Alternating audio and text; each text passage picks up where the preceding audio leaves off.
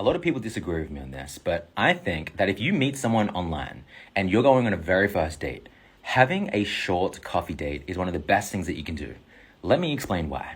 When my fiance and I had our very first date, I took her to feed some cows some pineapple, and then we went to the beach, we had a coconut, and we just had a conversation. It was a short 90-minute to 2-hour date, but then that led to the second date because there was such a great connection.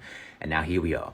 And sometimes you can be having a conversation with someone online and then you meet in person. And haven't you ever had the time when the energy just did not mix that well? Online, it was like amazing, but then meeting in person, it was just a no. Which is why it's so much better if you have a very first date when it's short and simple. And I've worked with over 10,000 clients, being men and women, and I have a lot of women say to me, well, Matt, I want a man who's going to not do the bare minimum, who's going to take me on a fancy date. I hear you. And I have a lot of men that say, well, Matt, I don't want to do a fancy date because now I'm going to have to pay for this. That's my expectation that I have. And I don't want to do that because what if we don't have a great connection? I hear you as well.